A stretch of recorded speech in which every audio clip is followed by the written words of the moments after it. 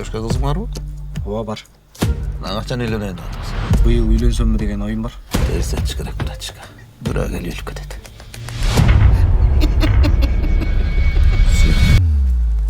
Точно Аклайга келгенсиң. Болду, жеде Мурат беке. Ne oldu? Өлүп калды. Ölüp törtüp salmayla. Пакет сұрап.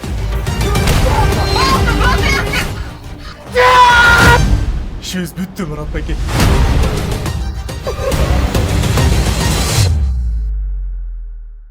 Сиз өзүңүз жашоодо кызганчаксызбы? Негизи ачыктык болуш үчүн бул биринчи экөөңдүн мамилеңден. Сезимдерди каппаш керек, сезимдер менен иштеш керек. Потому что жок нерсеге сен күнөөлөп атасың, алда жини келип атат да. Болбогон нерсени болду дей берет да. Катайлап тигине күчөтүш үчүн. Өзүнө ишенбеген эркек коркок. Ал аялынан чыгарат. ne bileyim көп суроо берип койдуң аны. Анткени чындыгында Бул даже аял киши эмес, эркектерге да ушул внимание жетпей калат. Аялдар көптөрү өздөрү эмне каалашын билбейт да. Мне скучно дейт да, мисалы үчүнчү, а бирок канча Ички немеңди айтып берчи, мен мындай жарылайынчы. билбейм, сен эмне өзүң не можешь догадаться дейт да. Ал эмне көзү ачыкпы же фантазербу? Ошондо былтыйып жүрө берет эркектерчи. Андай учурда аял кыяч керек, эй. Түшүнөсүң, эч кандай кызганыч болгон эмес. Бул то есть эч кандай жанагы экөөнүн ортосунда мамиле болгон эмес. Бул бир тараптуу көрүп алып эле, Сезимдер аябай иштеп кетет да. Туура эмес иштеп кетет да бул нерселер. ал бар кылып таштайт да, еще күчөтүп таштайт. Бул учурда аял кишинин дагы акылсыздыгы болуп калат. Биринчи ошол талабыңызды өзүңүз билип алсаңыз жакшыраак. Эми жаш кезде болгон да. Ойлонуп көрө турган болсоң, ошо өлгөн адамдын деле күлөөсү бар. Анын деле жашоосу бар. Бирок анда ойлонбойт. А бул жакта бир адам.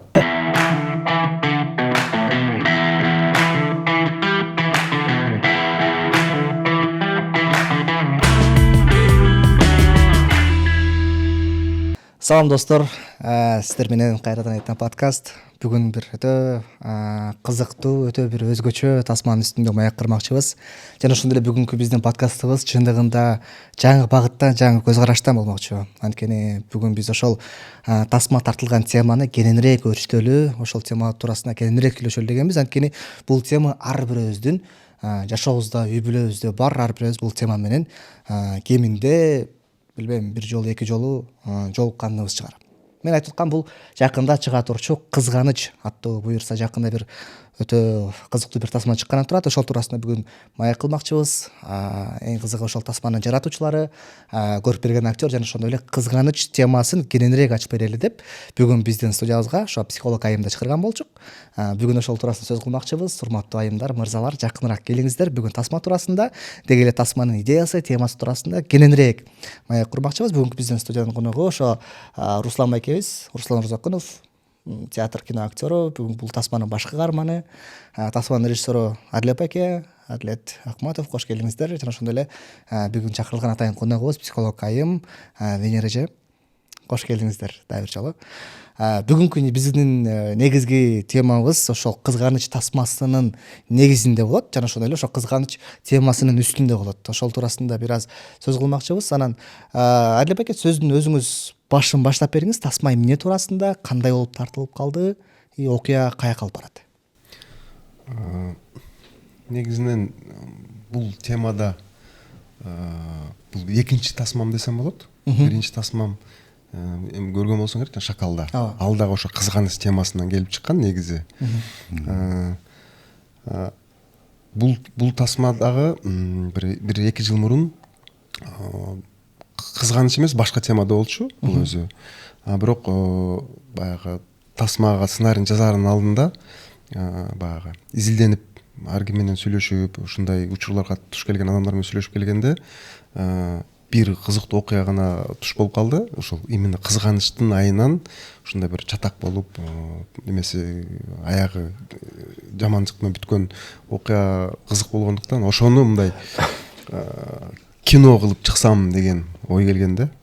Анан сценарий башталганда, сценарийни жазаардын алдында ошол со сценарист Чыңгыз досум менен сунуш кылып эметсем ага аябай жактырып ушул темага жакын болчу. Анан кийин жазаардын алдында бирок мен ушундай учурга жолуккан адамдар менен сүйлөшкөнгө учур болду. Изилденип анан баягы документальный фильмдерди көргөнгө туура келди. Ошонун аркасынан анан кандай десем сценарий жазылды. Анан даярдык болон актерлор тандалган учурларга келдик. Демек бул окуянын өзөгүн сиз мурда кийин көргөнсүзбү, билгенсизби? Ошонун негизинде изилденип атасызбы ошондо? Жок, бул тасманын башкы биринчи варианты деп коелу. Башка тематикада кетмек эле да. Бирок ошол сценарийди жазаардын алдында эле баягы сураштырып эметип изденип келип атканда ушул тема көбүрөөк кызыктуу болуп калды да, кызганычтын артынанчы. Анан ошол основной эмне ошону кылдык да биз. Тасманын бир аз сүңгүлү, тасма эмне жөнүндө, окуя кандай башталат, каяка алып барат? Окуяны айта турган болсок, бул тасмада баягы негизи 3 эле герой бар. 3 герой. Анан ошо үйдүн кожоюну Руслан байке ойнойт. Кинодо аты Мурат болот. Анан бунун эски досу болот. Эски дос дегенде эмес, бул кичинесинен чогуу окуган, кийин студенттикте жүргөн, даже чогуу армияда служба кылышкан. Анан ал досу болсо Нурлан Россиянын бир шаарына ушак иштеп 10 жыл 20 жылда жүрүп, анан кайтып келип калат да. Анан келип экөө баягы чайлашып отурганда тиги эски эмесин козгойт да. Нурлан деген досу, сен убагында ушундай мен сүйлөшүп жүргөн кызды сен тартып алгансың, күчкө салып дейт. Бул ошо ортосунан экөөнүн ызы чүчүп кетет да. Анан ошондон жанагы кокустук болуп кетет дагы. Анан дальше буну эмне кылыш керек деген ой келет да. Руслан байке беркини өлтүрүп алат, анан ошол жактан анан окуя башталат, Калганын спойлер этпей эле коелу. Трейлерде көргөздүк да. Ошо трейлер деген нерсе айтпайм. Анан негизги максат бул жерде ошо адамдык баягы эски обида деп коебузбу же тааныш деп коебузбу, ошол нерсени канчалык сактап жүрүү туурабы же туура эмеспи экенин бул кинодо да ошо көрсөткөнгө аракет кылдык да. Негизи эле баягы адамда кечиримдүүлүк деген болуш керек. Анан себеби ички эмени сактап жүрө бергенде бул эртеби кечпи мүмкүн бир жамандыкка алып келе турган нерсе болушу мүмкүн да. Же болбосо буну ошол баягы чозбой бир башында баягы темир дысыгында бас дегендей эле убагында мүмкүн ошону чечип алыш керек эле да. Себеби бул баягы оору чозулуп келгенде күчөп келип бир күн болсо бир күн бул жарылат да. Бирок ошо жарылганда кесепети кандай болот, аны эч ким айта албайт да. Руслан мырза, сиз мен байкашымча буга чейинки тасмалардан эң эмоционалдуу ролуңуз окшойт бул тасмада.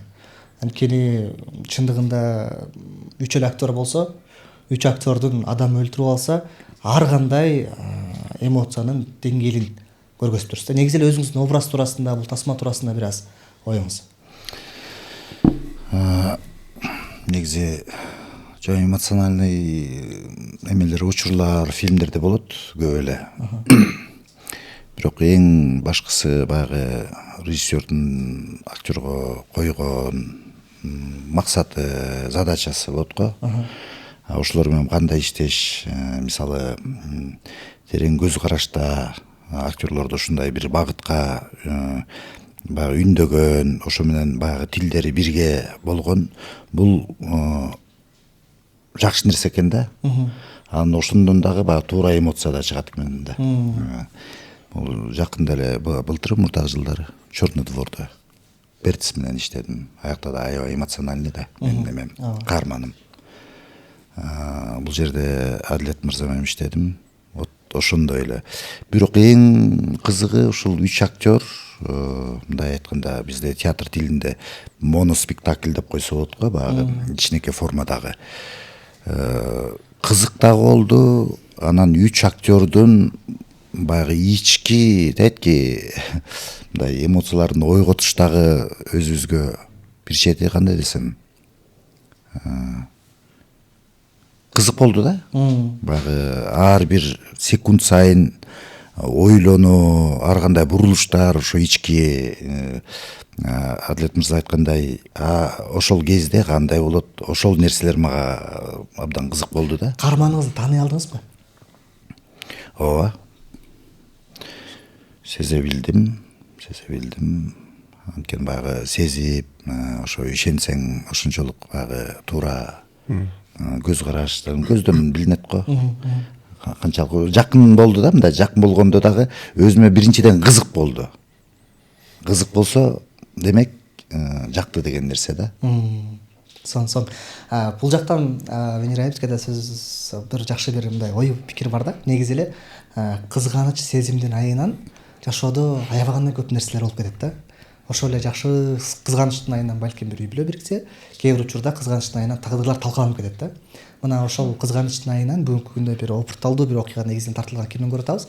Деги эле бүгүнкү күндө азыр өлкөбүздө кызганычтын орду кандай, деги эле кызганыч бул сиздин профессионалдуу көз караш менен айтканда кандай сезим деп айта аласыз?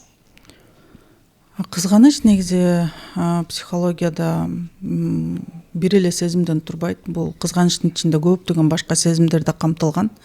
Эң башкысы бул уялуу сезими, экинчиси коркуу сезими бар артында. Мени тыштап кетет, же болбосо мени сатып кетет деген. Үчүнчүдөн бул өзүнө ишенбестик бар. Адам өзүнө ишенбеген негизинде мен деген элеси туура эмес, же болбосо туура эмес баягы тарбия берип калган негизинде адам баягы көп коркууларга, көптөгөн баягы кооптонууга чалдыгат дагы анын жакынына ишенбей баштайт да. Бул жерден травмалар болушу мүмкүн, бала чакта алынган, ата-эненин кандайдыр бир таасири болушу мүмкүн. Мен практикамдан кызганыч темасы аябай көп кездешет негизи. Анан байкап көрсөк, эми албетте аял кишилер көбүрөөк чалдыгат да. Бирок кантсе дагы бул адам болгондон кийин аялдарда деле, эркектерде деле көп кездешет. Эркектер мындай көпчүлүк учурда сезимдерин сыртка чыгарбагандын негизинде, дайыма жаап мындай бекиткендин негизинде сезимдери ушул тасмаңардын баягы эмесин көрдүм го, кичинекей бөлүгүн ошондой болуп жарылып чыгышы дагы мүмкүн да. Кызганыч өтө оор сезимдердин катарына кирет. Бул сезимди негизи көптөр баягы башынан өткөрүп жатканда ушунчалык күчтүү сезим болгондуктан кийин кантип жеңишти дагы билбей калат да. Ошонун негизинде көп каталарды кылат, адашат, туура эмес чечимдерге келет, адамдар менен мамилелерди бузат, кандайдыр бир туура эмес бир жолго да түшүп алышы мүмкүн да. Анткени кызганыч пайда болгондо коркуу сезими дагы күч берет деп айтып кеттим. Коркуу сезим пайда болгондо организмде, адамдын негизи организминде көбүнчө ошол терс сезим гормондор иштей баштайт. Кортизол, норадреналин деген сыяктуу. Бул сезимдер адамга керек да. Көпчүлүктөр ойлойт бул сезим керек эмес деп. Коркуу сезими албетте биздин жаныбызды сактап калыш үчүн керек. Бирок кызганыч учурунда биз жаныбызды сактап калганга бул сезим кереги жок деп сезилет да. Бирок чынында бул жерден адам өзүн ишенимдүү сезиш үчүн, күчтүү сезиш үчүн ошол кортизол менен норадреналинден күч алат да. Ошол гормондордон күч алат. Бунун негизинде, бул гормондордун негизинде ар кандай реакциялар жүрөт денеде. Кан коюланат, көз курчуйт, булчуңдарда күч пайда болот, коркуу сезими пайда болгондо. Андан тышкары жүрөктүн иштеши бат болуп, баягы адамдын деми дагы, биз ойлойбуз адам бат дем ала баштайт, бирок канча бир аз убакыт өткөндөн кийин адам тынч эле дем ала баштайт да. Бул иштин бардыгын кортизол жасайт. Адам өлүп калбаш үчүн, баягы жарадар болгондо каны куюлуп агып калбаш үчүн каны коюланат. Анан мисалы үчүн машыккан адамдар деле машыгуунун алдында бир аз денесин кызытат эмеспи? Коркуу сезими пайда болгондо, мисалы үчүн, ал ошол 1-2 секундтун ичинде булчуңдарга күч барат дагы, ал чуркаганга, мушташканга же болбосо качканга күч пайда болот да, ушул гормондордун негизинде.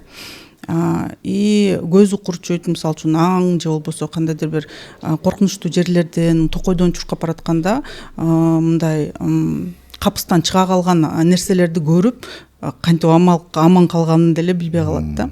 Ошон үчүн коркуу сезими аябай адамга керектүү нерсе. Бирок кызганыч бул коркуу сезимди мындай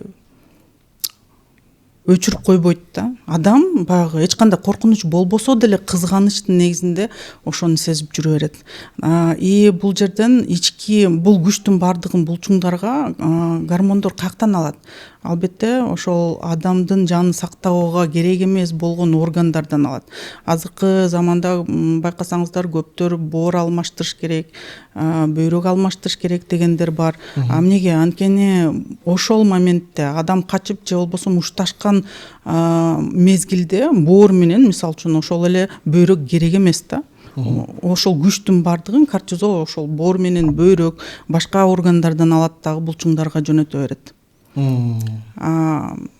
Дайыма коркуп отурган адам, мисалы үчүн, ошол кызганычтын негизинде деле ал булчуңдары күчтүү болот дагы, органдары болсо алсырай баштайт. Башкача айтканда, аларга мындай азык жетпей калат, тынчтык жетпей калат десек да болот. Ошон үчүн көпчүлүк оорулар дагы нервтен болот деп бекер айтпайт да. Бул тасма негизи мен дайыма мындай психолог катары биз негизи кинолорду талдайбыз да. Мен башыман жүздөгөн кинолор өттү, башкача айтканда талдоодон өттү да. Бунун эми кичинекей бөлүгүн көрсөм дагы, бул жердеги режиссер негизи өзү дагы психолог деп ойлойм да. Анткени көптөгөн баягы адамдын стресс абалындагы учурлары дагы чалдырылган экен. И кызганыч кантип жарылып, кантип ал жерден кандай жыйынтыкка келгенин да көрсөткөнгө дейм да. Ошон үчүн сезимдерди катпаш керек, сезимдер менен иштеш керек. Демек, кызганчак адамды коркок десек болобу? Ооба. Чынында кызганчак адам коркок. Анткени бизде негизи адамдарда негизги 4 эле мындай негизги эмоция бар да. Бул коркуу сезими, капалануу, сүйүнүү, анан тарынуу деп айтайын дедим, бирок тарыныч ага кирбейт. Сүйүнүү, капалануу и гнев. Кыргызчасын билбейм. Ачуулануу, рахмат. Ачуулануу сезими. Кызганычта капалануу менен ачуулануу болуп атат да. Эки сезимден туруп, анан ага дагы кошумча башка сезимдер дагы кошулуп кетет.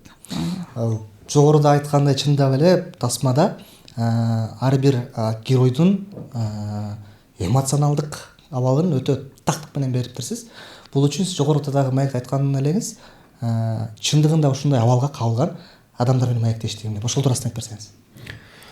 Эми аты жөндөрүн айтпай эле коеюн, эми албетте бул сыр эле ойдон калсын, бирок башында айткандай, мага биринчиден ушундай учурда кездешкен адамдардын ички дүйнөсү дейбизби, психологиясы аябай кызыктуу болгон да.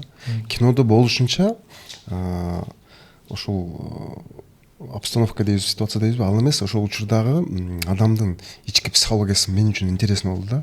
Ошону изилдегенге аракет кылдым десем болот да. Анан ошону изилдеп канчалык деңгээлде чыгара алдым, мен албетте көрүүчүлөр айта алат. Бирок мен өзүмө как автор, режиссер катары мага ошол ички сезимин көргөн интересно болду да. Ошонун үчүндө актерлор менен көбүрөөк ошого басым кылдым да. Баягы состояние деп коет актерлорду, ошол состояниени чыгарганга көбүрөөк аракет кылдым да. Анан баягы изилдеп баштаганда чынында ар кандай учурларды көрдүм. Бирок көп учурда эле ошо кызганычтын эмеси, бул агрессиясы башка сезимдерге караганда күчтүүрөөк болот экен чындыгында. Ошо баягы айтпай коркуу сезимге аябай күчтүү алып келет, эмени алып келгенде, анан ошол аркасынан жана ачуулануу, башка сезимдер кошулуп келе берет экен дагы, барып өзүн мындай жоготуп баштайт да адамчы. Кадимки аффект немеге чейин кирген учурга чейин болот, өзүнүн контролун жоготкон учурга чейин болот. Чындыгында кызгануунун бул баягы пигине жеткенде ошого барат экен да адамчы. Анан эми адам ар бир адамда кызгануу бар. То есть мисалы мен деле кызганам, бирок өзүнүн эмеси менен да, контроль менен. Эметип калса контролдой алабыз, бирок баягы пигине жеткенде адам уже калтырап, муундар эметип баштайт да, кадимкидей элечи, кызгануу пигине жеткенде. Ошондо өзүн уже жоготуп баштайт, контроль албай калат. Ошондо жанагы өзүнүн аялын өлтүргөн учурлары бар. Бул ошол эмеден келип, кызганычын пикке жеткенде өзүн контролдой албай калып туруп, адам неме келтирип алат да. Жаңағы гормондор аябаган көп. Бул уже өзүн контролдоп алат, анан кийин анан түшүнөт да эмне кылганын. Өтө кызык, өтө кызык. Руслан аке, мисалы мен бул суроону аябаган көп угуп келем да, негизи эле жалпы чыгармачыл адамдардын арасындачы. Анан ошол суроону сизге бергим келип турат. Сиз негизи буга чейин аябаган эле көп тасмаларга тартыласыз, спектакльге тартыласыз. Кесибиңиз негизи өзү ушул. Анан жеңем сизди кызганбайбы? Кантип кызгандырбайсыз? Кантип түшүнөсүз? Кантип тил табышасыз? Ушул туурасында бир аз бөлүшөңүз. Негизи монтаж болобу бул деп койду. Болбойт. Башка суроо эчпейт. Негизи чыгармачыл адам болгондон кийин түшүнүш керекпи дейм да. Негизи мен өзүмдүн семьямдан сырткары деле деп айтайынчы, мындай жалпы жонунан. Анткени адамдын турмушун, адамдын тагдырын биз көргөзүп чагылдырып беребиз да. Анан ар кандай учурлар, жашоодо көп нерселер болот эмеспи? Аны барып көргөзбөсөң анан кандай? Ошон үчүн ошо жарың, жубайың, жакының экинчи бөлүгүндө түшүнбөсө анда сенин карьераңдын өлгөнү да, токтогону. Ошон үчүн түшүнүшүбүз эме болуш керек да, ортодо, бир түшүнүү кызгануу сезим болуш керек да, сөзсүз. Бирок кызгануу ооба, баягы өзүнүн ченеми менен болсо керек да. Анан мен ойлоп коем, тиги ар бир нерседе өмүр бою, баягы биз актерлор өмүр бою изилдеп адамдын жан дүйнөсүн ушинтип өтөбүз да. Сахнада болобу, кинодо болобу. Ошондой эле адам өзүн өзү баягы алсыз жагын тарбиялаш керекпи деп ойлойм да. Ким Леонов айткандай, ар бир күнү эмес, мен Айтматовго кирип кеттим, ар бир күнү адам болуп. Жакшы бир эмени, адатты үйрөнүп алышыбыз керек экен дейт. Мен жакшы болгонго адат кылып алсак жакшы адам болот дегендей. Ошо кызганыч көбүрөөк болсо, ошону жок кылганга, эмне себептин себебин издеп, ошону мындай керчиш керек экен да, мынтип жок кылып отуруп анан. Сиз өзүңүз жашоодо кызганчаксызбы? Негизи ооба, негизи башында убакыт өткөн сайын уже токтой баштайт го дейм. Акыл кирип, баягы жаш кезде учуп күйүп, ушундай да. Мынтип туруп эле анан чыгармачыл адамдар көбүнчө көп баягы турмушта кездешсе керек. Фантазиябыз жакшы. Бул кызганыч деген фантазия дагы болуп калат, фантазия иштеп кетет, баягы воображение, элестетүү, сезимдер аябай иштеп кетет да. Туура эмес иштеп кетет да бул нерселер. Эми жаш кезде болгон да, анан азыр убакыт өткөн сайын таразылайсың да акылыңды. Негизи мындай бир сөз элдин арасында айтылып келет да көбүнчө. Эркектин кызганганы үй бүлөнү бекемдейт, айымдын кызганганы үй бүлөгө терс таасирин тийгизет деген. Буга сиздин оюңуз кандай? Мындай да, кызганыч деген баягы кандай десем, баланста болсо туура болот. Ченемдүү деп айтып кетти го Беке. Ошондой ченемдүү болсо ар биринде бул эч кандай мындай доо кетирбейт да үй бүлөгөчү. Анан эркектин кызганычы эми бизде ооба коомдо ошол сөз бар да, мисалы үчүн эркек кызганып туруш керек деген сыяктуу сөз көбүңөр эле угуп калгансыңар. Бирок мен мындай айтам да, кызганган адам аң сезими өспөгөн адам да, чынындачы. Ашыкча кызганган адам, агрессиясын чыгарып, баягы өзүнүн күчүн далилдеген адам да. Анткени бай адам байлыгын далилдебейт, бактылуу адам бактылуулугун далилдебейт, сүйгөн адам сүйүүсүн деле далилдебейт да. Ошол сыяктуу кызганып аткан адам өзүнүн баягы мен керекмин, мен сонунмун, мен укмушмун дегенин деле далилдебеш керек эле да, негизичи. Туурабы? И бул жерден кызганганда дагы биздин эркектер өкүнүчтүүсү кызганычын аялдан чыгарат да. Сен кимге кызганып атасың? Башка эркекке ошондон чыгар. Мындай по адресу дейт го. Адрес туура эмес болуп атпайбы бияктачы? Эгер кыздар дагы ага мындай кандай десем, повод берип, мүмкүнчүлүк берип атсачы? Анда, конечно, это здоровая, да, кызганыч, нормалдуу кызганыч болуп эсептелет. Бул коргонуу да. эркек өзүнүн үй бүлөсүн өзүнүн коргонуп атканы бул нормалдуу нерсе. Аялдын кызганычы үй бүлөнү албетте бузат. Бирок биздин айымдар көпчүлүктөр без повода деп коет го, кызганган жакшы көрүшөт. Бунун деле себептери бар. Бул мен айтып кеткендей өзүнө ишенбестик. Мен башка айымдарга караганда бир жерим андай эмес же укмуш эмес деген сыяктуу да. Башкача айтканда өзүн кемчиликтүү сезгени.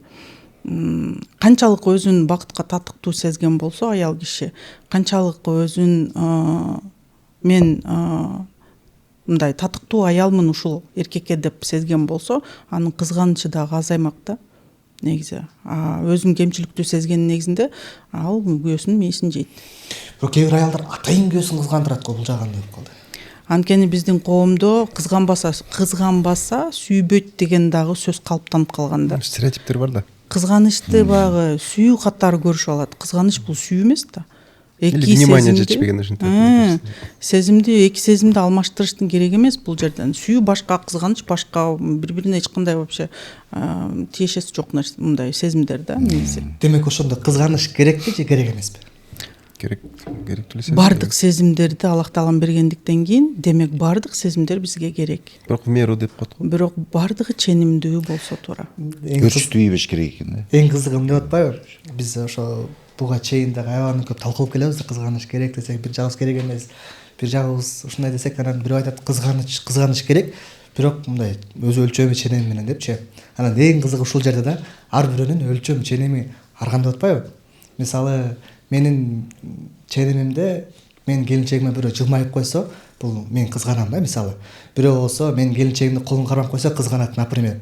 Бирөө болсо, может, чогуу жүрө берет, мен эме болбойм, экөө кошулуп кетсе ошондо кызганат. Деген сыяктуу темалар бар да, мисалы, ар бирөөнүн ченеми ар кандай да.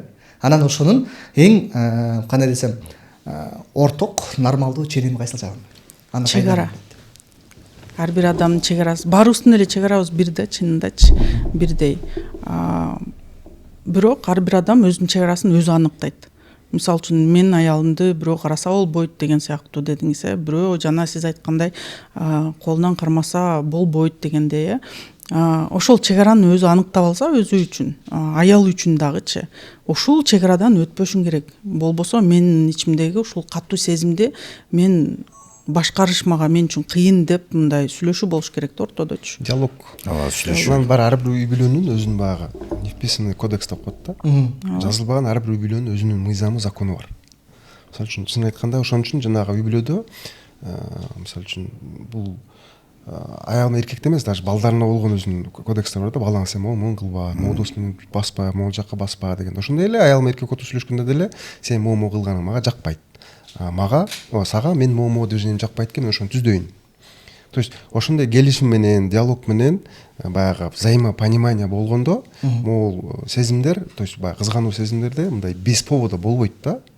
Анан всегда диалог болот. Эми баягы адамдын баягы настроение деп коет. Бул өзгөрүп турат да. Постоянно адам бир настроение жүрө албайт. Бирде көңүлүң ачык болот, бирде неме болот. Анан баягы көңүлүң чөгүп турганда именно ошондой учурда, мисалы үчүн, даже аял кишинин көңүлү чөгүп турганда эркектин немеси калжыңдап же башка бирөө болгондо ага жакпайт. Болсо буга чейин кылып эле жүргөн ал нерсени. Ал маанайы жакшы да, ага билинбейт. Потому что маанайы экөөнүкү жакшы. Бирөөнүн маанайы түшүп кеткенде бирөө кылжыңдап баштаган жакпай баштайт дагы, грань башталат да. Ошондой учурда бири-биринин мындай баягы настроениесин сезип туруш керек. Экөөнүн бири-бирин эмоционалдык абал эмоционалдык сезип туруш керек да. Бүгүн келинчегим настроениесин берет экен, кой мен өзүмдү түз кармайын. Жакшы болсо ошону кошо эметип, ошондой учурда үй бүлөнү кармаса болот да. То есть бири-бирин мындай взаимопонимание менен. Анан бирөө үстөмдүк кылып баштаса, жок мен айткандай болот, сен айткандай болбойт десе, албетте ал үй бүлө барып бир абалга келет да. Бул баягы эле диалог. Любой проблеманы отуруп туруп сөз менен чечсе болот. Жөн эле. А биз ошо сөзгө келбей, агрессияга алып келебиз, кол көтөрүү келет. Анан мындай да аял киши деле физически слабый болгон менен деле кол көтөрүп ал өзүн защита кылат. Автоматически кол көтөрөт. Бул учурда эркек еще күчөйт да. Эмне сен мен дагы кол көтөрөм, сен мага кол көтөрүп атасың деген ушундай эркектер бар да. То есть бул анан немеге мындай обычный нерсеге айланып баштайт да. Күнүмдүк нерсеге айланып баштайт. Анан күндө ушул нерсе боло берет. Анан бизде баягы эме бар да, сабап койсо аял киши айтат, кой апам азыр барсам урушат, атам урушат, элемне дейт. Ошо менен жашап жүрө берет, күндөз мушташат экөө сабайт. Анан бир күн жакшы болуп калат, кайра келип сабайт. Бул негизи мен туура эмес. То есть буну сөз менен чечсе болот да. Биз көп учурда ошол акылга салбай эмоцияга салып таштайбыз да. Бирок эмоцияны акыл менен контролдой алса болот да негизи. Мен өзүмдүн практикаман айтып атам да бул нерсени. Ошон үчүн айтып атам да, катуу кызгангандар алардын баягы аң сезими мындай чоң адамдыкына келе элек да. Жаш өткөн сайын деп байке айтты го. Мындай тынчып калдык деген сыяктуу. Жаш өткөн сайын адам чоң адам боло баштайт да.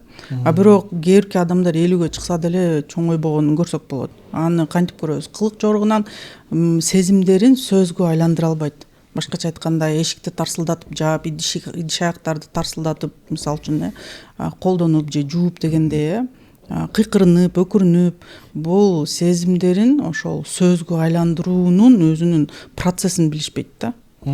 Анализ жок болот да. Чечүүнү билбейт.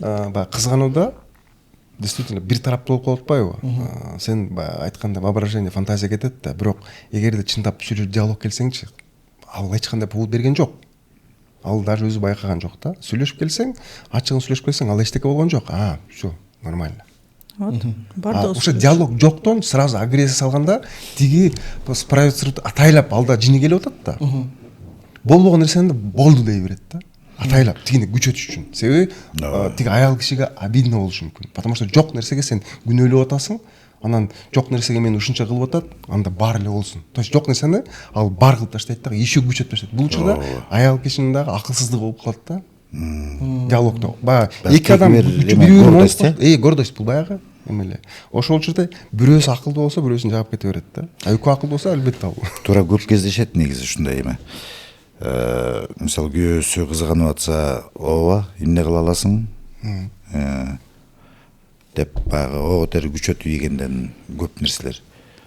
Мен байкайм да көп үй бүлөлөрдө ушундай нерселер бар. Обратно эле кайра ошол эле, мисалы аял кызганып атса, биз поводу эле тиги эркек дагы сен эмне кызганып атасың деп эметет да, анан ушундай болсо, ооба болду. Жок нерсени эле. То есть бул жерде баягы эго да, адамдын менин оюмчачы. Сен мени башкарып атасың дегендей эле. Бу жерде башкаруу эмес, баягы эле бири менен турушунуп диалогко келсечи, ал мындай болбогон нерсе да негизичи. Эми ушунун бир тарабы бар да. Көбүнчө биздин устаздар, алымдар дин тармагын кармап туруп, кызганбаган эркек бейишке кирбейт деген нерсе бар. Үй бүлөсүн кызганыш керек. Аял кишинин жүзүндө, колундагы, жанында бирөө турбаш керек. То есть ошол эркектин фантазиясына мындай айтканда башатына да жол бербеш керек. Бул биринчи очурет өзүнүн келинчегин, аялын коргогондугу, экинчи очурет ошол нерселерди мындай жаман туура эмес болуп кетпесин алдын алуу деген максатта болуш керек да. Буга оюңуз кандай? Өтө туура айтылган нерсе, туп-туура. Бирок бул жерден кызганычтын өзүнүн ролун карап көрсөк дагы ошол эле да, коргоо, аялын коргоо болуп эсептелет. Бирок сен коргоп атасыңбы, эмнеге кордойсуң деген суроо пайда болот да. Бирок биз башында айтып кеттик го, кызганыч бул коркуу сезим депчи, корком деген. Бирок корком менен коргоо кандай байланышат? Бир сезимден гана турбайт дедик да. То есть негизги кызганыч, негизгиси коркуу. Коркуу болгондо бул жерден уят болуп калуудан коркуу. Анткени коркуунун түрлөрү дагы көп да бияктачы. Эртең сөз болот, элемне дейт. Ошол коркуу келет да ошол эле. Мындай болуп, мындай күчтүү эмес эркек катары көрүп калышат деген сыяктуу. Коомдон баягы сөз угуудан да коркуу да. Элдин сөзүнөн элемне дейт. Бул жерден коргоо, кызганыч ошол эркекте коргоо үчүн берилсе, демек сен ошол кызганычыңды ошол кызганып аткан эркекке барып багытта. Бул аялга эмес. Эгерде аялың сага мисалы үчүн ошондой бир повод бербеген болсо, эркектер максатсыз эле кызгана берет да, чынындачы. Эгерде чынында повод болгон болсо, чек араңан өткөн болсо, анда буну сезимдердин негизинде чечим чыгарып, баягы кандайдыр бир катуу жаман жыйынтыкка алып келчү нерселерди жасабай, биринчи барып тынчтан. Ар бир мисалы үчүн катуу ачуулануу 12 мүнөт жашайт да. Ар бир сезимдин өзүнүн мындай мөөнөтү бар. Жиркенич 2 жума жашайт. Мисалы үчүнчү. Катуу ачуулануу 12 мүнөт жашайт. Эң узакка созулган бул тарыныч. жылдар бою кала бериши мүмкүн да. Ошол 12 мүнөт барып сен өзүңдүн кызганычыңды ичиңен чыгар. Анан биздикилер ичиңен чыгар дегенде, мен деген башка бирөөнүн чыгарасынан өтүп, аны кемсинтип же болбосо урушуп бир укмуш бир өзүмдү көрсөтүшүм керек деп ойлойт экен да. Сезимдерди чыгаруу бул бирөөгө өзүң өнөрүңдү көрсөтүү эмес. Сезимдерди чыгаруу эң башкысы аны сезимди атын айтуу деген сөз да. Биринчи мен эмне сезип атам, мен жиним келип атат, азыр өлтүрөм деген бул кыймыл аракеттерди баягы сүрөттөө да. Мен азыр аябай ачууланып атам деген бул сезимди атын айтуу. Демек мен ачууланып атсам, анда мен себебин издейин. Себеби бул аял андай мындай, то есть акыбалды баягы тергейт да, мындайча айтканда. Аны тергегенден кийин буга 12 мүнөт өтүп кетет. Ошондо туура мындай ойлор келе баштайт. Чында мен эмнеге мынча ачууландым экен, барып андан көрө тактап алайын деген туура чечимдер келе баштайт да адамгачы. Башкача айтканда, биз сезимдерге багынбай, сезимдерди өзүбүзгө багындырган болсок, адашпайбыз. Эми сиз Адилет эке, мисалы сиз өзүңүз кызганчаксызбы? Кызгануу сиз бул сезим менен кандай киришесиз? Сен башында айтып tutпайсыңбы, баягы биз устаздар айткан депчи, негизи бул сен баягы эркек болгондон кийин сени милдетсиң да, сен үй бүлөдө бүт нерсеге жоопкерчиликтүүсүң да. Ошол бала чакаңды, аялыңды коргоо бул сенин милдетиң. Анан буну көп учурда бул кызганычтар кабыл албаш керек. Мисалы үчүн сенин келинчеңе бирөө тийишип атса, сен барып коргошуң керек. Хоть насмерть болсо дагы. Повод бербеген ченде деле сен барып аны эметишиң керек, блокировать этишиң керек да. Анан эгерде аялың повод берип баштаганда кыз эме болса, анда диалог келип туруп эле ачык эле сүйлөш керек. Мен уже сага кызыктырбай калдымбы, тиги кызык болуп атабы? Анда мамилени үзөйлү. То есть күчөтпөйлү. Себеби ошол жерден токтотуш керек мамилени. Чындап, то есть ачык адамды ачык сүйлөшкөндө ачыгын айтат, ички сезимин айта алат да, ошого мындай сүйлөгөндөчү. Бул анан баягы повод берип коеле кызганып аны уруп сабап неметкенден, ал гнев ачуулангандан толк жок. Сен анын последствиясы бар. Мүмкүн анын жанына эмесине келтир, денесине бир залап келесиң, бирок сенин да тагдырың талканат, бала чакаң да тагдыры калат. Просто диалог менен чечип туруп, чындыгында баягы сезим да бул. Мындай спокойно, жөн эле отуруп сүйлөшүп туруп эле, всё, мен уже кызыктырбай калсам, экөөбүздүн ортобузда мамиле болбой калса, анда жөн эле бөлүнөйлү, тынч эле жашайлы. То есть ошондой. Негизи мен кызганыч дегенде мындай без повода мен кызганбайм албетте, если повод бербесе. Анан эми эркек болгондо, адам болгондо кызганыч болот да. Кызганыч бул бир эле аял киши, аял мындай келинчек эмес, бул кызганыч бүт нерсеге. Сен жумушуңда кызганыч бар. Кызгануу болот, мисалы үчүн. Кызгануу эмес түрү көп да. Досуңду кызганыш мүмкүн, Албетте. Сен жумушуңда кызганасың, башка нерсе. Футбол, телевизор, барын кызган, телефонуңарды кызганасың. Эки дос жакшы болуп, бул дос тияктан кетип калса, ар эле кызганасың. В принципе, бул дос бул менен сүйлөп, эмне бул менен кетип калды? Эмнеге бул мага унчукпай буга сүйлөп атат? Бул деле кызганууга кирет, по сути. Бул өзүнчө эмемде кирет да. Анан албетте аял киши менен ортодо кызганычу башкачараак болот. Даже атаң менен апаңа кызганган учурлар болот. Бул да бар да, бул деле кызганычтын бир түрү. Эки балаңдын ортосунда кызганыч болушу мүмкүн. Ошону бирок баягы мындай сезимде биринчи өзүң менен сүйлөшүң керек да. Жак айым айтып кетти, мейрабайым. Ошондой учурларда биринчи өзүң менен күрөшүшүң керек. Ичиңдеги экинчи яң чыгат да, ошону пока жеңишиң керек в первую очередь. Сүйлөшүп, эмне себептен болуп атат, мунун причинасы эмнеден келди. Ошол мүмкүн повод берип кызгандырганда делечи, ал жөндөн чыкпайт да. Мүмкүн ошого мен күнөөлөмүн. Понимаешь? Ошону биринчи анализдеш керек, причинасын издеш керек. Анан отуруп уже причинасы келген деп туруп анан диалогко чакырасың. Анан сразу ачууланууга келгенде диалогко келиш кыйын.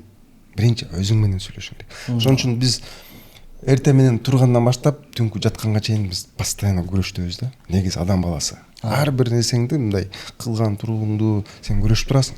Если биз өзүбүз менен күрөшпөсөкчү, анда биз мындай айымынан айрылмыз болуп калат. Каалаган нерсе. Ошон үчүн биз күрөштөбүз да. Адам үчүн кыйын, адам болот дейт го. Руслан эке, мисалы бул тасмада мен байкашымча эң кызганчаак образды сиз аткарасыз да, мындай карап келгенде өзүңүздүн бир четинен карап келсе өзүңүздүн үй бүлөңүздү коргоп атасыз, бир четинен карап келсе кызганып атасыз, мисалы да. Ошонун аркасынан жанагындай жаңжал чоң эле чыгып келе атат. Анан мындай сурат, ошол сизге жараткан образ биринчиден сизге канчалык деңгээлде жакын болду? И ошол образ жаратууда сизге эң кыйын эмне болду?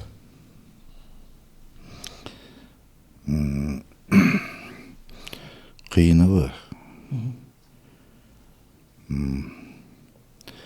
кыйын болду деп деле айтыш эмес го, биякта эме го, кызыгуу деп башында айтпадымбы, кызыгуу канчалык баягы актер бир эмеден жолдон экинчи жолго өткөндө, баягы рельстен экинчи рельске өткөндө кыйын кайсы учурда болот, когда неинтересный роль болгондо кыйын болот. Кыйын болот. Ооба. Таба албай эле ошо таба албай эметкенде ошондо эме болот. Анткени сырттан караган кишидей эле боло бересиң да. Биякта баягы чыгармачыл адамдар, психолог Айым дагы айтат. Бул негизи аябай жакшы нерсени айттыңыз да, 12 минут, анан бир жумага созулат, анан жылдап кек болуп калат дегенчи. Бул адамдар биле жүрүш керек экен да. Демек, аябай ачуулансак бир 12 минут чыдап коеюнчу, тияка кирип чай ичип дегенде. Ушул жакшы, аябай жакшы жардам берет. Мен дагы азыр өзүмө дагы эме кылып койдум да. Белги коюп койдум да. Айымдар эркектерде бирдей эле иштейби 12 минут? Ооба, адам баласында бардыгында бирдей эле сезимдердин убактысы аныкталган да. Ачуу келгенде ошол ачууну тыйыш үчүн же чыгып кетиш керек, же кирип чыгып. Ооба. Көнчө. Бул фильмге мисалы байланыштуусу эми ар бир жакын эмес, негизи ошо кызыгуу да, кызыгуу. Эмнеси кызык болду? Эмнеге мынчаска кызыктыңыз? Бул ошол кандай кылабыз, эмне кылабыз деген жолдорду издөө кызык болду да. Жол издөө. Баягы ошол кокустук болуп кеткенден кийинки нерселер кызык болду да. Мындай кызганып, анан от алып кетти, ал нерсени өтө бересиң деп, андан кийинкилери да.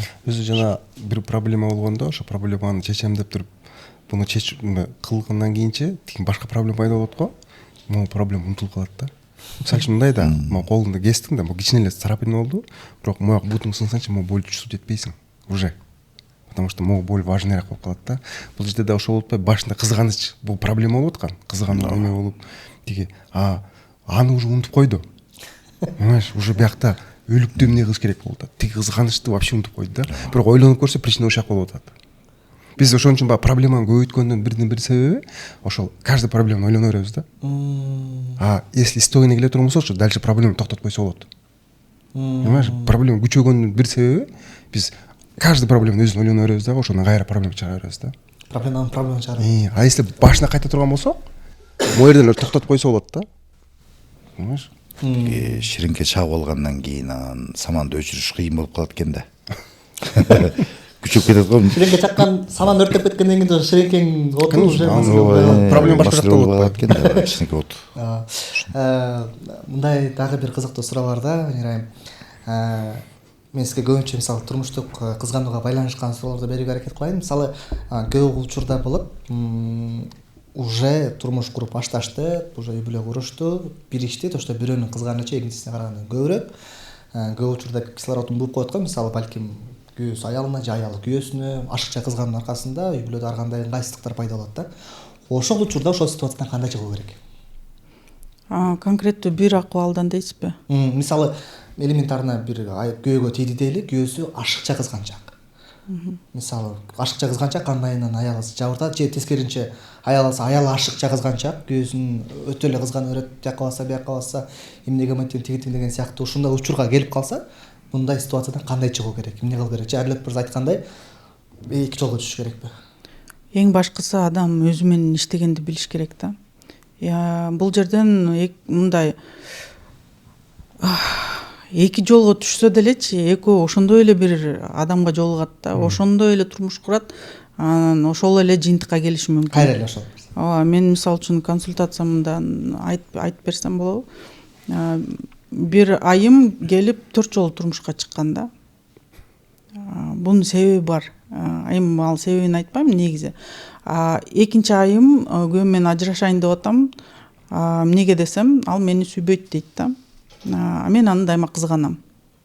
это реалдуу баягы окуя. Бул жерден хорошо келгиле анда талдап көрөлү сиздин акыбалыңызды, эмнеге сиз ошону мени сүйбөйт деп ишенип алгансыз, кандай эмнеден улам бул чечим келди десем, ал үйгө келатканда нан ала келбейт дейт. Көрсө биз эми көп буну касып чыгарган иш да. Көрсө бул айымдын атасы бала кезинде дайыма ысык баягы лепешкалардан алып келчикен да үйгөчү. Анан чогуу отуруп алып, үй бүлөсү менен тамактанып ийишкен да, аябай сонун болуп. Анан урушуп кеткен да ата энеси. Ал нанды алып келчү эмес экен да. Атасы лепешкасынчы. Анан кийин бул нерсени сиз эмнеге күйөөңүзгө айтып берген эмессиз? Демек ортоңордо баарлашуу жок. Демек ортоңордо ошол ишеним дагы орногон эмес. Бул окуяларды сиз күйөөңүзгө айтып берсеңиз, мисалы үчүн нан ала келбейсиң деп кыйкырганын ордуна ошол окуяны айтып берсеңиз, ал таасирленип баары бир деле ошол наныңызды алып келип берет эле да. Эми сиз ажырашып кийинки күйөөгө чыкканда ал күйөөңүз деле каяктан билет сизге нан керек экенин? Хоть 10 күйөөгө чыксаңыз деле 10 күйөөңүз тең нан алып келбеши мүмкүн да, мисалы. Анда алар да мени сүйбөйт деп чечим чыгара бересизби? Көрдүңүзбү? Ошон үчүн адам өзүнүн кызганычы менен өзү иштебеген болсо, бул жерде эч кандай жыйынтык болбойт да. Эң башкысы эмнеден иш башташ керек? Бул өзүнө болгон ишеничти баягы жандыруу. Анткени мен сулуу эмесмин, мен күчтүү эмесмин, менин колуман эчтеке келбейт, мен жөндөмсүзмүн дегендер бар да. Экинчиси жоопкерчиликсиз адамдар. Жоопкерчиликти өзүнөн алып ташташ үчүн ал кызганычтын артынан өзүнүн кандайдыр бир пайдасын алат да. Алыстайт, бир жакка кетет, же болбосо өзүнүн кызыкчылыктарын кылат, максаттарына жетет, мисалы үчүн кызганычтын артынан урушуп кетипчи, мисалы. Бул жерден бул жагын да караш керек. Ошон үчүн аң сезими өскөн адам бардыгын режиссер айткандай сиз жогоруда өтө кызганчак адам өзүн кантип иштеш керек деген нерсени айтып атасыз да. Менин баштапкы кызыккан нерсе кызганчак адам менен баш кошкон адам, то есть партнерың кызганчак болсо, сен не кылышың керек? Маселе ушунда атат да. Дагы эле сүйлөшүү да. Бардыгы сөз менен чечилет. Ошол аркылуу чечип алат, Ооба, бул жерден аял киши эркек менен мисалы үчүн сүйлөшүүдө мен дайыма мындай бир формуланы берем да. ССК деп койгом да, ал формула мындай кыскача айтчы. Сезим, себеп, каалоо. Башкы тамгалары ССК. Чтоб запомнить, эстеп калыш үчүн. Биринчи аял киши өзүнүн сезимин айтыш керек. Сен жүрө бересиң ар жерде, ана мына деп баягы көп нерсени айтуунун ордуна, ал өзүнүн сезимдерин айтса, эркекке батыраак жетет да. Мисалы үчүн, мен өзүмдү аябай тынчсызданып, коркуп, экөөбүздүн ортобузда мамилелер бузулуп калат деп коркуп жүрөм. Тынчсызданып жүрөм деген болсо, ал сезимдерин айткан болот, туурабы? Анан себебин айтат. Анткени кечинде сен эмес бир жакка кетип калган. Мен жалгыз калып атам депчи. Менден баштап я концепцияны колдонупчу. Анткени сен жакка кетип калган негизинде мен жалгыз калып атам десе, күнөөлүү болуп калат да. Эркек естественно защитага турат бияктанчы, өзүн коргогонго баягы блокторду кое баштайт да. Анан себебин айтат. Анткени мен жалгыз калып атам. Себеп ошол да. Жалгыз калып үйдө скучно болуп отурганы да кызыксыз. Анан каалоосу, сен кечинде жанымда болсоң аябай мындай өзүмдү тынч, жакшы сезмекмин, бактылуу болуп өзүмдү аябай бир мен кыялданган жашоого келет элем деп айткан болсо, эркек деле ошол каалоосун аткарат да, депчи. Жөнөкөй эле формула да, мындайча айтканда. Анткени мамиле деген бул баягы катыган казан сыяктуу да, бирок ал катыган казанга биз бир уруш салсак, мисалы үчүн бир азык деп коелу, уруш. Бир уруш, 2 уруш, 3 уруш, ар бир урушка 5 жакшы мамиле болуш керек. Жакшы окуя. Бир жолу уруштуң, 5 жолу бир жолу жаман сөз айттыңбы, 5 барып жакшы сөз айтып келишиң керек да. Болбосо бул казандагы ичиндеги азык мындайча айтканда жоюлбайт. Көбөйөт, топтолот. Анан баягы чыр-чатактар ошондон да. Анан кийин урушканда эмнегедир урушка тиешеси жок нерселер эстелет да. Сен ата энең, сен баягыда 10 жыл мурун анан мынткенсиң, тигинткенсиң дегендерчи. Менин оюмча ошо көп үйлөрдө салыштыруу эмеси бар да. Бул туура эмес да, менин жеке оюмда. монун моусу мындай, тигинин күйөөсү мындай, тигин аял. Бул эң туура эмес. Ар бир адам бул биз эмес деп ар бир үй бүлөнүн бакыты өзүнө байланган да. Мисалы үчүн бир үй бүлөдө бактылуулук экинчи үй бүлөгө мүмкүн туура келбейт. Бул настолько индивидуальный нерсе да. Ошого баягы салыштыруу бул бат эле чыргап келет да. Ошон үчүн үй бүлөдө салыштыруу болбош керек. Ошол башында айтып кеткендей жанагы нанап келбейт. Бул салыштыруунун немесинен кесепетинен келип атат да. Өзүнүн атасына салыштырып Ошо. Бул бессознательно салыштыруу болуп калган. Өзү негизилеп конфликтте ушу бессознательно салыштыруу келет да. Анан уже сен жакын адамды бирөөгө салыштырдың, бул уже мындайча айтканда уже косяк деп коет. негизи эле кыздар өзүнүн атасына окшошгон жолдошторду издешет го, мен байкашымча, көбүнчө. Ушундайбы? Бул эми бессознательно ошо. Бирок баягы салыштыруу уже бул немеге жакшылыкка алып келбейт. Салыштырбаш керек. Сен ошону тандадың, салыштырганда бирөөнү кемсинтүү дегендей эле болуп калат. Анда зачем аны сен тандадың да салыштырбасаң. Жакшы. Алим мырза, сиз бул тасманын жеке эле режиссеру эмес, ошол эле учурда сценарист, ошол эле учурда идеянын автору болтосуз да. То есть анан бул жак деген өтө жоопкерчилик, өтө чоң нерсе бар. Кинонун негизги өзөгү бул идея, бул сценарий эмеспи? Ал эми ошо сценарий жазуу учурунда сизди өтө чоң ойго салган кайсыл моменттер болду? Ойлондурган, может, бир ойлордун ичиненби? Да, жоопкерчилик дегенде чындыгында ой кетти. Мисалы үчүн мындай учурлар көп эле болгон да. Жанагы особенно ушундай кокустан өлтүрүп алып туруп, анан өлүктү денени эмне кылабыз депчи. Ошондой учурда ой келди, мүмкүн биз ушундай бир жол ачып берип атабызбы дегенчи.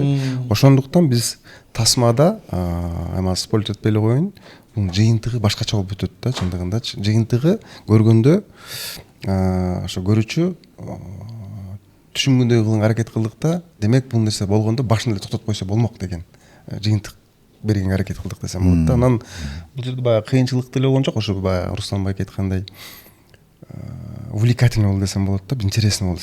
Муну изилдеген мага интересный болду да. Бул жанр тасма өзү бул мындай развлекательный жанр болгон жок чындыгында. Бул больше мындай ойлонуп көрө турган фильм десек болот. Көрүп коюп чыгып кетип эле болду унутуп койгонго эмес. Муну ар бир көрүүчү көрүп чыккандан кийин менин оюмча бир күн, эки күн мындай катуу ойго батат да. Баягы причинасын, следствиеsin ошо эмелерин ойлонгонгочу. Эң кызыгы, дагы толуктап кетчү нерсем да кичине эле баягы кино жөнүндө. Эң кызыгы ушундай баягы напряженный да бул турабы. Адам өлтүрүү, анан эмне кылабыз деп ушундай тиги мээ кайнап аткан неме да, жүрөктүм эле дүкүлдөп ушундай нерсе да.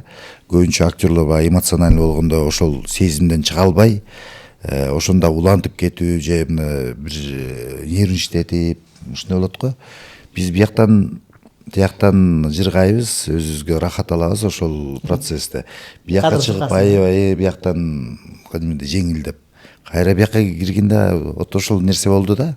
Менин байкашымча. Бияктан жеңилдейбиз, бияка киргенде рахаттанабыз деген. Бири-бирибизди мындай толуктап аттык го деп ойлойм да. Толуктап. Бул тасманы көргөндө Алим мырза, менде мындай бир ой пайда болду да. Негизи тасмада адам жеке эле бул актерлордун эмоциясы өзгөрүп эмес, көрөрмандардын актерлорго болгон көз карашы дагы өзгөрүп турат экен да бул жактанчы. Мисалы, мен бул жактан оң каарман барбы же жокпу ошонун аягында түшүнбөй калдым да. То есть бул жагы герой дейсиң, бирок кайра кылып аткан нерсесин көрүп кайра мындай мындай жиниң келет да. Бул жакта антагонист дейсиң, бирок карасаң кайра бул такыр башка өзгөрүп кетет да. Негизи элечи. Анан сиздин оюңузча көрөрман кайсыл каарманыңызга көбүрөөк жан тартат деп ойлойсуз? Ушу жаш балага көбүрөөк жан тартыш керек. Себеби дегенде ал башында эле тиги нерсеге каршы чыгып атат да. Себеби башында эле ошол биринчи эме берип атат, сунуш кылып атат. Скорый чакырайлы, милиция чакырайлы деп. Бирок жашты кылгандыктан тиги Руслан байкенин персонажы опытный, жаш өтүп калгандыктан ал аны мындайча айтканда уговаривать этип коюп атат да. Себеби бул көбүнчө өзүнүн эмесин аркасын ойлогон үчүнчү. Ошондуктан менимче все-таки до конца фильма эмени тилек персонаж жаш баланын немесине сопереживание болуш керек. Себеби ал аракет кылат да ушул нерседен чыкканга батыраак милиция келип эме кылып немени жапканга аракет кылат. Бирок азыр ал персонаждын өзүнүн да интересный нерселери бар, баягы ички конфликттери бар десек болот.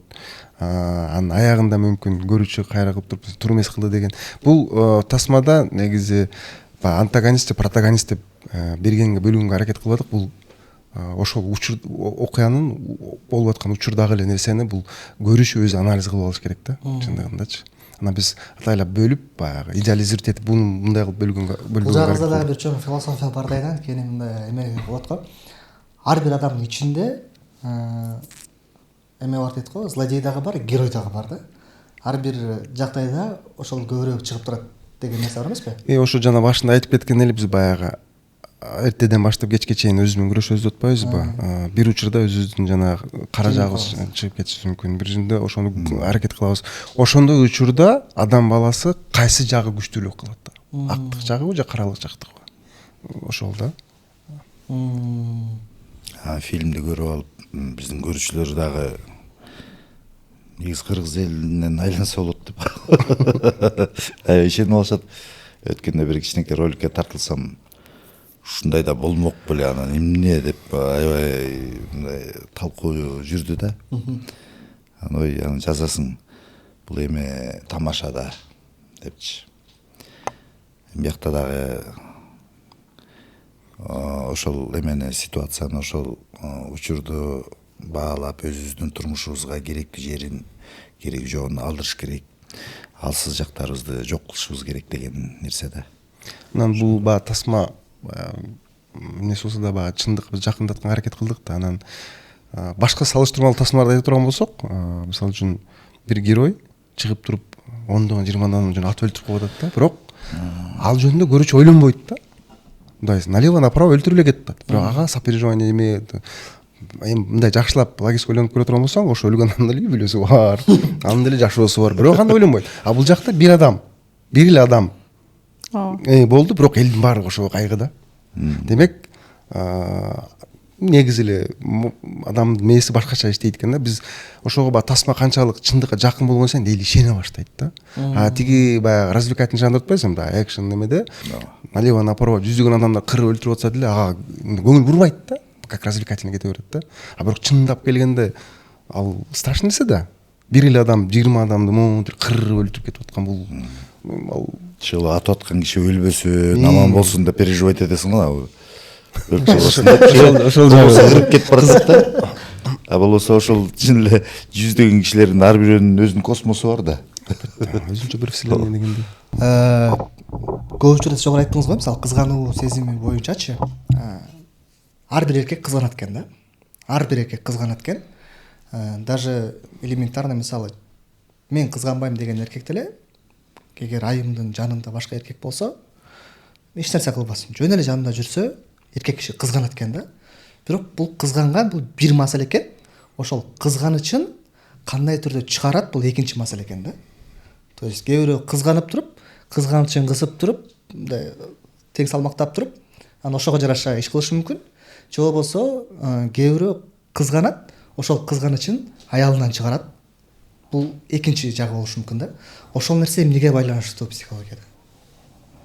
Өзүнө ишенбеген эркек коркок. Ал аялынан чыгарат. Это 100% да. Эмнеге дегенде, анткени башка эркекке күчү жетпейт экенин билет. Анын жыйынтыгы башкача болуп кетет деген деле ойлор бар да. Алар деле акылдуу болот да. Аялына күчү жетет.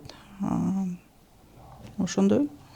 Мүнөзү баягы. Жок, бир чети кандай десем, баягы кээде мындай болуп калышы мүмкүн. Болду, мен сага таянсам, сен эмнеге мындай кылдың? Мисалы, тиги эркекке күчү жетет, күчү жетпейт деген билбейм, бир вопрос да булчу. Ал балким жетет, а бирок деген ошо эң жакын кишисинен сурайт болсо керек да. Эмнеге депчи. Жок, именно агрессиясын дейм. Агрессиясы. Баягы күчүн чыгарган дейм деп сурадыңызбы? Күчүн чыгарган, возможно, претензия кылган, например, да. То есть ошол бардыгы ошондон башталат да. То есть кичинекей претензиядан башталат.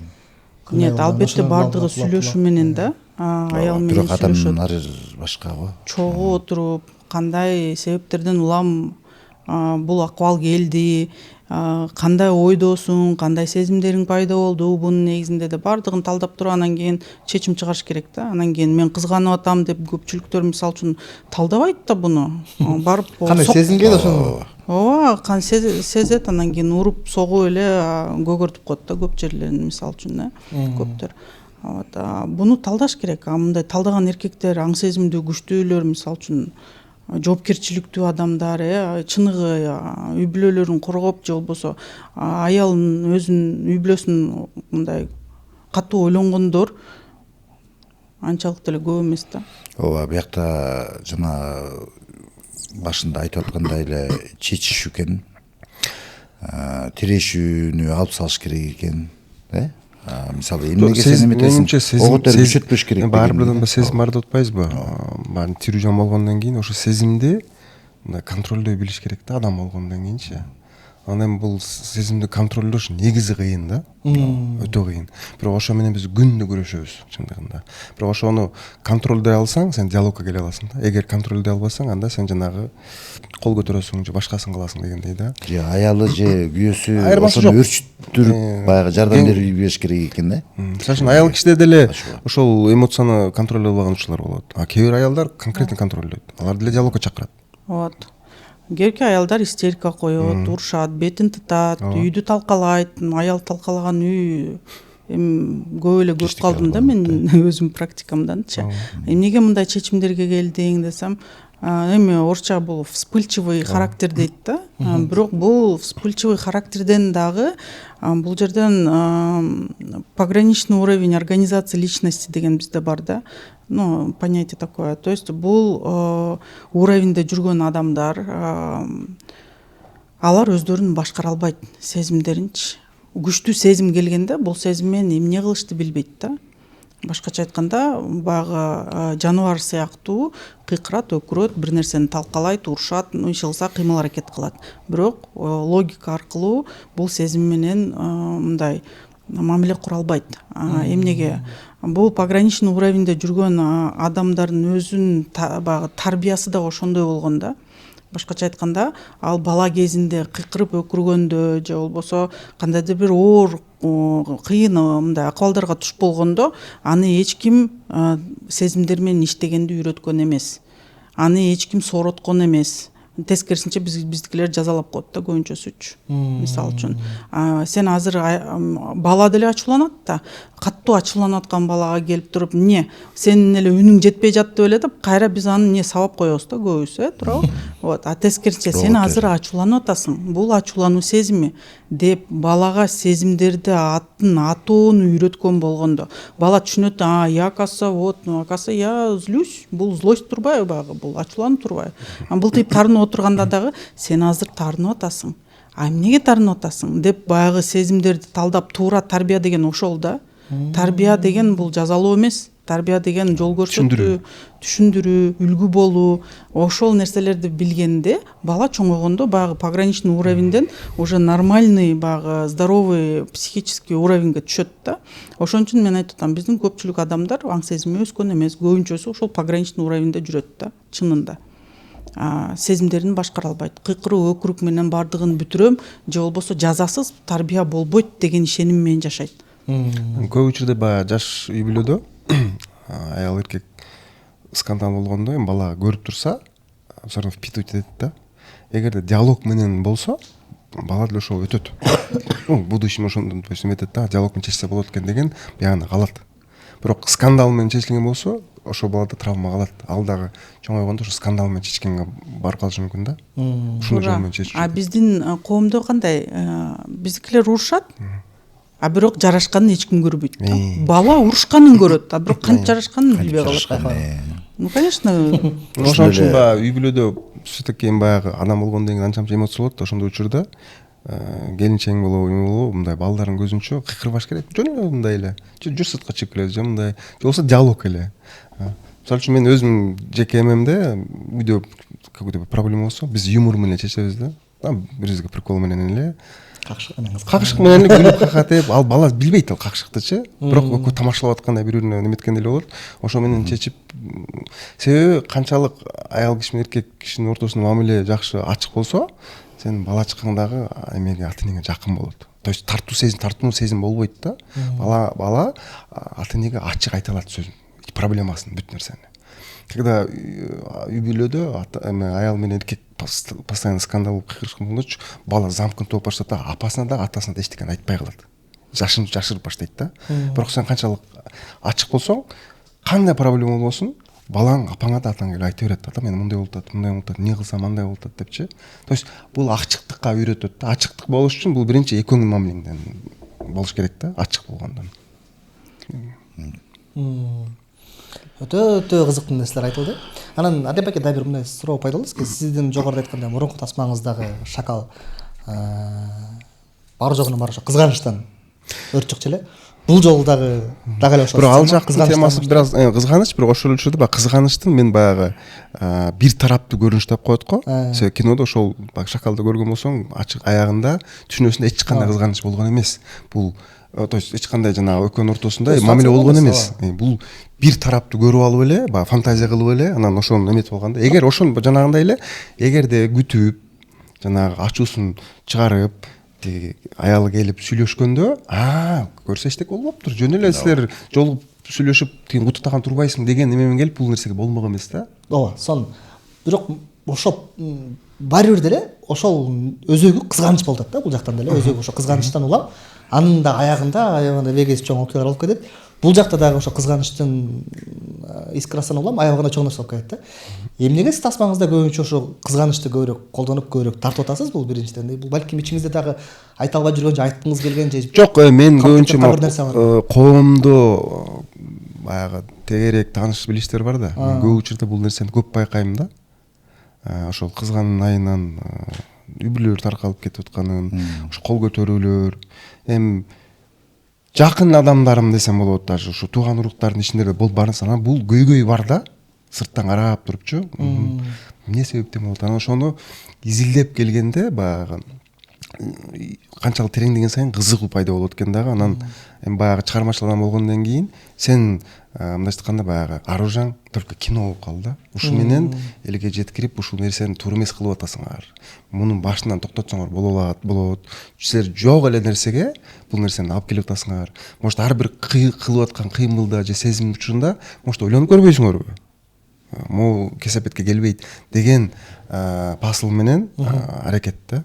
Себеби көп учурда ошол. Анан бул жерде могу экинчи тасмада кызганычтын тегерегинде, бирок кызганычты усиливать эткен эмне болуп атат? Бул ичкилик болуп атат. Себеби соо адам кызганыч болгондо мүмкүн токтотуп коюшу мүмкүн агрессиясынчы. Бир-эки сөз менен болду досум. Всё, токтоттуп депчи. Бирок жана градус өткөндөн кийин аны токтото албайт. Себеби ал уже организмге кирип кетти да. Ал иши күчөтөт да. Бул экинчи факторго кирип кетип атат да. Бул экинчи пасыл десек болот да. Себеби баягы мен жамандыктын баардыгын андан башка эме деп коет, тарактап коет ошо. Бирок таптакыр кызганбаш керек дегенден каршымын. Жок, албетте. Анда болбой калат. Менин оюмча, мындай орусча айтканда безразличие. Анда безразличие болуп калат. Азыр жанагы айтылгандай эле молдокелер кызганбаган, кызганган эркек бейишке, кызганбаган кирбейт деген. Кичине башка эмеде ракурста ой жүгүртүп алып атышат. Значит, кызганыш керек дегенчи. Туура, негизи мен ошол нерселер да чечилип керек деп ойлойм. Ошол чечилип-чечилбеген нерселер көбүнчө баягы көмүскөдө калып калып атпайбы? Анан бизде жакшы жолго апара аткан адам ушинтип айтып аткандан кийин деп башкача да түшүнүп алышы да мүмкүн да. Туурабы? Анан кенен ойлоп көрсө чын эле ошо коргоо, мээрим, ошол кызганычты деген жакшы жака, жакшы эмелер менен мындай аралаштырыш керек экен дейм да. Менин оюмчачы, үй бүлөдөгү бул сезимди эң мыкты бул сиздер иштегенсиздер да. Мисалы, анткени актерлордо кандай гана сценалар болот тасмада. Кээ бирөө мисалы жолдошун карап койсо кызганып атса, актерлор болсо сценаларда кол кармашат, кучакташат, бири-бирине сүйүү сөздөрүн айтат, сүйүү көздөр менен карайт. Актерлор аны сүйүш үчүн ошону сезгенге аракет кылат. Жана башка ошондой бир сезимдер болот эмеспи? Анан ошонун баардыгын жубайыңыз көрүп туруп, анан ошол нерсени түшүнө алса, ошонун ортосунда бир гармония жаралса, демек именно кызганыч сезимин эң мындай нормасымы билбейм. Ошол тармакта сиздердин жеке опытыңыздарда жакшы иш жүргүзүлгөнбү дейм да, Руслан мырза. Мен тиги эмеде бул чыгармачылыкка чын эле дагы бир кайталап калып атам да. Чыгармачылыкка эч кандай бир кызганыч жок, мындай жакшы мындай түрткү болуп болгон нерсе. А так мындай ар бир адамдын өзүнүн ички амбициясы, өзүнүн ордун, өзүнүн эмесин, даражасын, вот ушул нерседен болот экен да көбүнчө. Бул искусствого, чыгармачылыкка эч кандай бир мындай кызгануу, эмне себептен көп суроолор бар го. Вот ошондой нерселер болгон эмес да бизде. Чыгармачылыгымды колдогон. А бирок как эки адам болгондон кийин эки башка көз карашта болот экенбиз да, баягы экөөбүз эки тилде сүйлөштүк дегендей ушундай эмелер болот экен да адамда. Эми тагдырдын эмеси кандай жазса ошондой кете берет экенбиз да. Сизге ишенген окшойт, просто жубайыңыз. Ооба, негизи ушул чыгармачылыкта анткени баягы чыгармачыл болуп жаралгандан кийин ошого көп кызганган жок да. Кызганган жок. Сон Мен үйлөнүп көп суроо берип койдуң. Анткени чындыгында бул бүгүнкү биздин темага түзмө-түз байланыш атпайбы? Ошол үчүн бул теманы туурасында козгой кетпесек болбойт да. Урматтуу достор, бул чындыгында бүгүнкү күндө ар бирөөбүздүн жеке үй бүлөбүзгө чейин таанымал ушундай бир сезим туурасында тасма тартылды. Бул тасманы сөзсүз түрдө көрүп, жөнөкөй бир ойлонбогон чечимдин аркасында адамдын жашоосу канчалык тетир жакка бурулуп кетерине бир күбө болсоңуздар болот го дейм, Адилет эке. Анан мындай суроо, негизи бул тасманы көрүп чыккандан кийин сиздин көрөрманыңыз кандай ойго батышын каалайт элеңиз? Кандай ойго батып кетет негизи бул көрүп чыккандан кийин? Эми мен көрүүчүлөрдүн ички дүйнөсүнө кире албайм, албетте, бирок мен өзүмдүн эмем боюнча ар бир мындай бир болуп аткан окуяга мындай трезвый ум менен кабыл алуу керек деген посыл бергенге аракет кылды. Кандай гана учур болбосун, опурталдуу болобу же кичинекей проблема болобу, ошондой учурда адам баягы өтө эле эмоцияга берилип же сезимге баш колду берип койбой, ошону мындай контролдоп, келечегин, последствиясын ойлонгонго мындай бир аз болсо да ошо фильм аркылуу бергенге аракет кылдым да. Анан эми кирип көрүп чыккандан кийин албетте ар бир адам ар кандай анализ кыла алат. Себеби бул кино деген баягы искусство, бул мындай навязывание болбош керек да, бирөөгө мындай таңуулоо менде жок. Көргөн көрүүчү өзү анализ кылыш керек. Анан өзү кабыл алып, өзү эме кылыш керек да. Сон Венера айыбызга мындай бир суроо, сүйгөн адам кызганат деген туурабы, туура эмеспи? Туура эле. Кызганыч эмнеге керек экенин түшүнүш керек го дейм, бул жерден адамдарга. Кызганыч мындай здоровый кызганыч дейинчи, адамда болсо адам өзүн жакшы кылып алып жүргөнгө аракет кылат, жагынганга аракет кылат, көңүлүн алганга аракет кылат, өзүнүн сүйгөнүнүн иш кылса аракети токтобойт да, мындайча айткандачы, өзүн жакшыртууга аракет токтобойт. Бул биринчиден. Экинчиден, кызганыч адамдарга эмнеге керек? Коргонуу үчүн. Башкача айтканда, ал кызганса, демек мен чек арамды мындай аныктап, ошол чек арага жараша мамиле кылышым керек дейт да. Мисалы үчүн күйөөм менен ошол чек арадан чыкпашым керек дейт. Мага койгон баягы милдеттерди тагыраак аткарышым керек дейт. Мисалы үчүн башка эркектер менен сүйлөшпөй же болбосо карабай дегендей, ошол бир чекте жашайм деген бир мындай өзүн чектөө болуп дагы эсептелет да. Понимаете? Кызганыч. Үй бүлөдө бири-бирине мындай контроль дебейли, бирок бири-бирине болгон баягы түздөнүү неме да, бул кызгануу да. Здоровый эме, ревность. Бул сен туура эмес кылып атасың. Бул жөн эле мындай. Кээ бирде баягы адам өзүн неосознанно көп жакка кетип кала берет да. Ошол учурда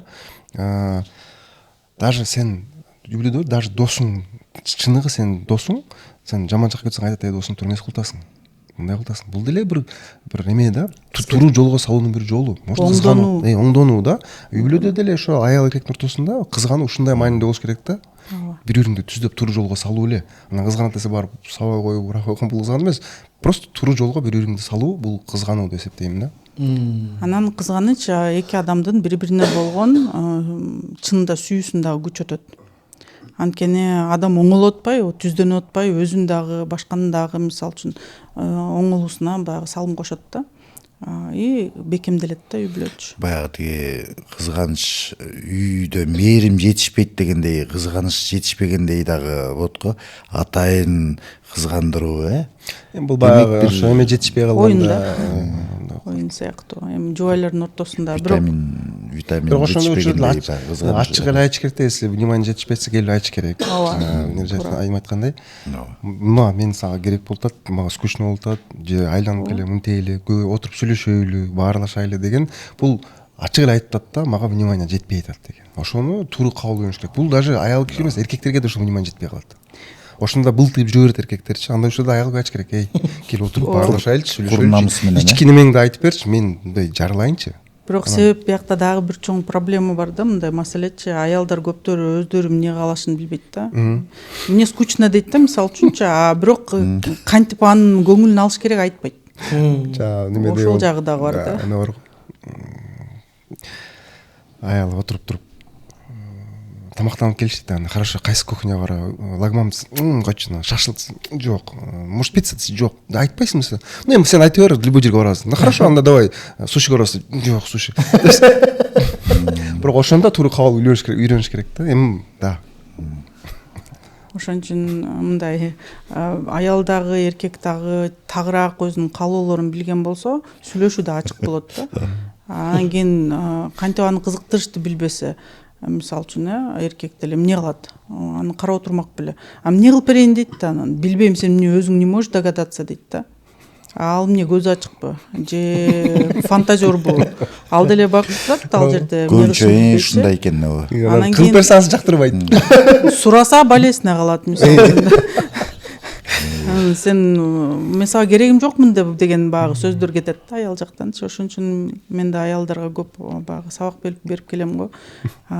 Сиз талап кылардын алдында биринчи ошол талабыңызды өзүңүз билип алсаңыз жакшыраак. Ошондо сиз каалаганыңызга жетесиз. Болбосо эчтекеге жетпейсиз. Ошон үчүн көпчүлүк айымдар себепсиз көп урушат деп айтам да. Сиз жана айтып аткандай эле күйөөсү үйүнө нан жок кирсе, эмне нан алып келген жоксуң деп кыйкырса, тиги да түшүнбөй калат да. Эмне кыйкырып атат мага? Вроде нан турат. Чында үйүнө нан турса деле нан алып келбесин деп таарынат да, мисалы. Ооба. Атасына салыштырып. Ошо. Негизи бар эми адам мүнөзү ар кандай да.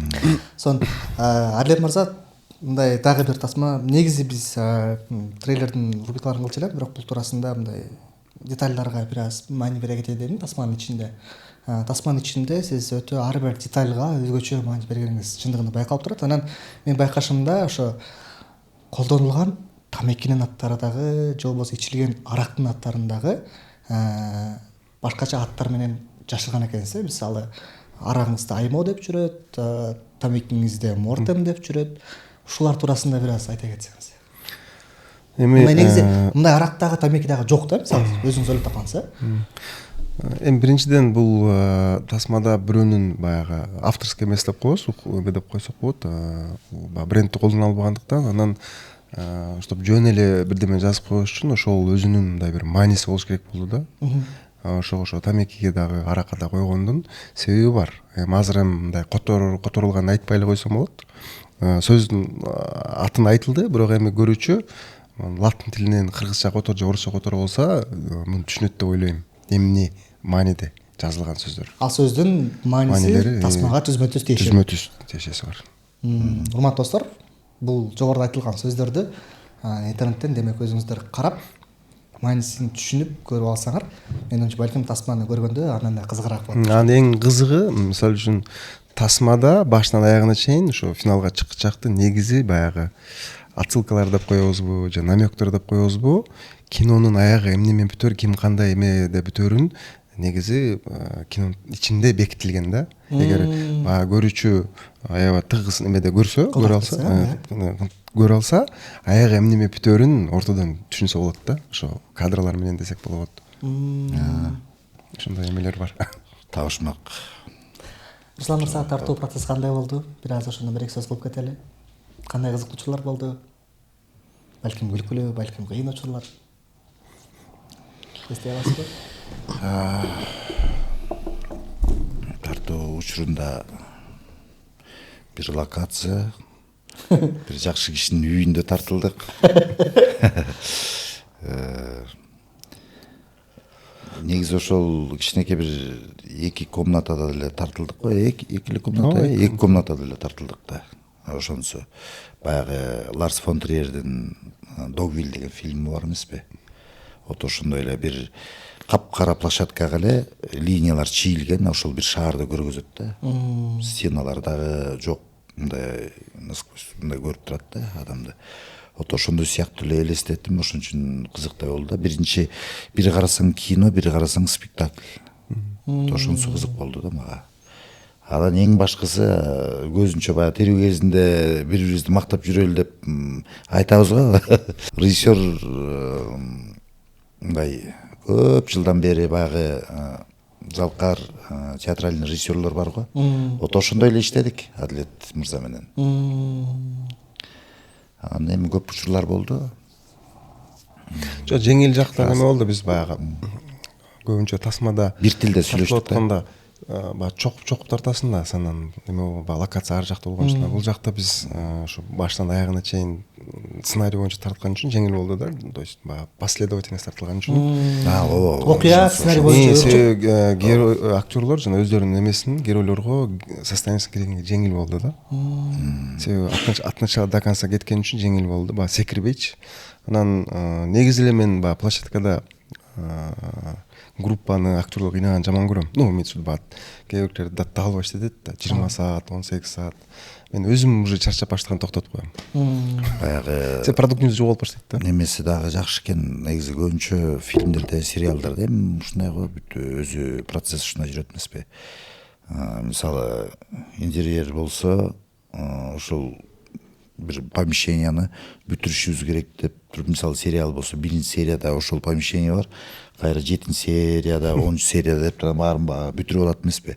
А бирок бир күндө тартылат. Бир күндө тартылып калат, бирок сезимдер, состояниялар ар кандай болуп калат да. А биякта ошо последовательно мынтип кеткенибиз дагы аябай жакшы болду да өзүбүзгө. Акырындык менен ошол состояние келдиңиздер. Финалда мисалы үчүн Руслан Байкелер актерлор мындай задача берилген жок да. Уже булар бүт түшүнүп калышты. Улап эле мындай эле кетишти да. Биздин өзүбүздүн жашоодой болуп калды да. Өзүбүздүн жашоодойчу. 8 күн бир жуманын ичинде ошол жашоону жашап бүттүк. Жок, уже булар өздөрү эмес, ушу персонаждар ойноп кетти да, мындайча персонаждар. Биз өзүбүз эмес, чынында мындай өзүбүз деле кыйналган жокпуз. Задача коюлган жок да. Ошол персонаж эмне кылмак дальше деген нерсени булар мындай эле алып кетти да. Кечинде барабыз, кетебиз. Ошол эмоция менен анан гримде айгүл айым айтып атпайбы? Ошо менен чогуу эле жашап калгандай эле болуп атасыңар, баягы эле чыксаңар деле, эшикке чыксып эс алсаңар деле ошол баягы мастай эле болуп жүрөсүңөр депчи. Ушул эмени сезимди ошо улап кете бердик да, окуяны. Ошонусу дагы өзүнчө бир кызык болду. Инсан. Адилет мырза, негизи бул тасма ким үчүн тартылды? Чынын айтсам, бул тасма негизи мен өзүм үчүн тарттым десем болот. То есть баягы өзүмдү текшерүү десем болот да, баягы как режиссер катары ушул темада канчалык көрө алдым. Ошону мындай өзүмдү кандай десем, мындайча айтканда мастерствомду өстүрүш үчүн тарттым десем болот. Анан албетте бул экинчиден ошо коомго, өзүмдүн ички баягы коомдо болуп аткан мындай кандай десем, көйгөйдү чагылдыруу да. Бул жерде эч кандай решение деле жок, эме деле жок, просто ошол нерсени мындай отражениясын эле да. Элдер өздөрүн өздөрү көрө алат, Эң сонун, урматтуу достор, мен чындыгында бул бүгүнкү маек өтө кызыктуу болгондуктан маекти ичине да аябаганда сүңгүп кеттик. Бул тасма Кудайым буйрса 24 апрелден баштап Кыргызстандын баардык кинотеатрларында Анан бир канча убакыттан кийин этно медиага да буюрса чыгып дүйнө жүзүнө эшик ачабыз. Андыктан сөзсүз түрдө чоң экрандардан бул тасманы келип көрүп калыңыздар. Бул тасма менин оюмча келген ар бир жаштарга дагы, улууларга дагы баардыгына кызык болот. Ар бир адам бул тасмадан өзүнүн каарманын табат, өзүнө тааныш бир окуяга күбө болот. Ал эми биз ошол теманы орток кылып алган бүгүн кызганыч темасы туурасында кененирээк сүйлөшүп, ар тарабынан ачып бергенге аракет кылдык. Эми албетте жыйынтык ар бир көрөрмандын өзүндө калмакчы. Ар бир көрөрман өзүнүн деңгээлине жараша бүгүнкү маектин аркасында өзүндөй бир ойдо калат демекчибиз. Анан буюрса бул тасманы дагы кененирээк ачып бергенге аракет кылдык. Тасманын жыйынтыгында Венера эжесине бир сөз берип коеюн, ушул тасма туурасында, негизи эле сезим туурасында балким бир айткан оюңуз бардыр, ошону менен бөлүшө кетсеңиз. Мен кыргыз элине негизи мындай осознанность дегенди каалайт элем да. Ушуга келсе депчи, бул тасма аркылуу да келет го деп ойлоп атам. Режиссердун айткан сөздөрүнөн улам. Осознанность деген эмне? Бул мындай өзүңдүн акыбалыңды байкап жашоо, ойлоруңду байкоо, өзүңдүн мындай кылган иштериңди, айтып аткан сөздөрүңө дагы мындай маани берүү да. Бунун баардыгын байкап, өзүңүздү сырттан карап жашаган болсоңуз, сезимдерге багынбай, тескерисинче аларды өзүңүздөргө багындырып, максат коюп, туура ийгиликтерге жетип, кандайдыр бир туура чечимдерди чыгарып, адашпай, ката кылбай жашайт элеңиздер дейм да. Инсан Расам аке, өзүңүздүн көрөрмандарыңызды бир чыгара кетиңиз тасма. Баягы жашоо алдыда да бир жашайбыз. Убакыт бат өтөт экен. Анан кыска өзү жашоонун өзү кыска болсо адамга бир берилген бул аманат аманат го. Кудайдын берген белеги да. Ушул белекти бир 5 мүнөттүк же 1 мүнөттүк нерсе менен талкалап албашыбыз керек деп ойлойм да. Ооба, ар бир кылып аткан чечимдин аркасында чоң бир жоопкерчилик бар. Ошого сезе билели. Урматтуу достор, буюрса 24 апрелден баштап баардык кино чоң экрандарда көргөзүлөт. Ал эми 23 апрель, кечиресиздер, февраль эмес, апрель, 23 апрелден баштап, апрель күнү атайын бизде жабык көргөзүү болот. Ал жабык көргөзүүгө биздин дагы көрөрмандар, Этно медиа каналынын катталгуучуларынын, ушул подкасттын көрөрмандарынын келгенге мүмкүнчүлүк жаратып беребиз. Ал үчүн мындай жашоодо кызганууга байланышкан кандай бир окуялар, может опурталдуу, может негативдүү, может мындай жакшы деле окуялар болушу мүмкүн да. То есть ошолорду комментарийге бөлүшө кетсин. Кызганганга байланышкан ар кандай бир окуяңарды бөлүшө кетиңиздер комментарийге, карап туруп эң мыктысынан 3 адамга 2ден бөлөт ыйгарабыз. Биз менен биргеликте келип, бул тасманы көрүп, эң алдыңкылардан болуп өзүңүздүн ой пикириңизди калтыра кетесиз деп ишенем. Адилеп аке, жыйынтыгында өзүңүз бул айта кетиңиз, тасманы эмне үчүн көрүш керек? Балким конкреттүү бир 3 себепти айта аласыз. Мындай деген. Эмне үчүн көрүш керек деп эмете албайм, албетте. Бирок азыркы катардагы тасмалардан айырмасы бар. Албетте. Себеби тема өзү бир аз эмерээк болуп атат, ошо баягы кызыктуураак болуш керек деп ойлойм. Анан ошол үчүн жана кызганыч темасында болуп атпайбы. Көрүп, өздөрү жыйынтык чыгарат деген эле ойдомун көрүүчүлөр. Эңсон, мен мунун үстүнөн дагы баса белгилеп айта кетмекчимин. Биринчиден, бул тема өзү мындай өтө орусча айтканда щепетильный бир тема бар да бул жактачы. Муну көрүп туруп, мунун аркасынан келген окуяны дагы күбө болуп, менин оюмча ар бир айтылып аткан сөзүңүзгө, кылып аткан чечимиңизге мындан дагы жоопкерчиликтүү бир көз карашта карап каласыздар деген ой бар. Бул биринчиден. Экинчиден, мен айтмага кетмекчимин. Адилеп айке менен иштешип көрүп, ар бир каармандын кийими, ар бир колдонулган буюм, ар бир колдонулган декор бул тасмада кокусунан болгон эмес. Анткени бул бир локацияда толук фильм тартылгандыгы үчүн ар бир детальга токтолуп, терең маани берип, аны талдап чыгууга мүмкүнчүлүк болгондуктан бул өтө кылдаттык менен иштелгендигин көрүп, жогоруда дагы Адилеп айке айтты го, бул жакта өзүнчө көп мындай символикаларды ката кетти. Аны биздин мындай өтө каныккан киноман көрүүчүлөрүбүз балким кинонун башында деле аягында эмне болорун тапкан бир табуу мүмкүнчүлүгүнө ээ болот демекчибиз да. Андыктан бул өтө менимче кызыктуу тасма. Андыктан Кыргызстанда дагы бир жаңы бурулуштардын бири. Андыктан сөзсүз түрдө келиңиздер, бул тасманы көрүңүздөр, оюңуздарды сөзсүз түрдө баардык жактардан айтсаңыздар да болот. Анткени бул талкуулоочу, оюн билдирүүчү бир темалардын жана ошондой тасмалардын бири. Андыктан бүгүн биз ошол кызганыч тасмасы туурасында маек курдук. Болушунча ичинен сыртынан ар кандай жактарынан ачып берүүгө аракет кылдык. Өзүңүздөрдүн дагы бул туурасында оюңуздар болсо комментарий калтырып кетиңиздер. Сөзсүз түрдө тасмага келиңиздер. Сиздер менен Этно подкаст. Бүгүн ошол кызганыч тасмасынын жаратуучулары жана ошондой эле атайын коногубуз психолог Айым Венера эже болду. Кийинки эфирлерден амандашканча сак саламатта болуңуздар. Ошол.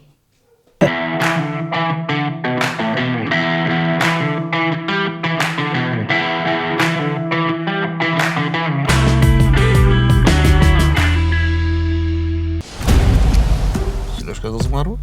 Ооба бар. Качан үйлөнөйүн деп атасың? Быйыл үйлөнсөмбү деген оюм бар. Терсетчи керек братчика. Бирөө келип өлүп кетет.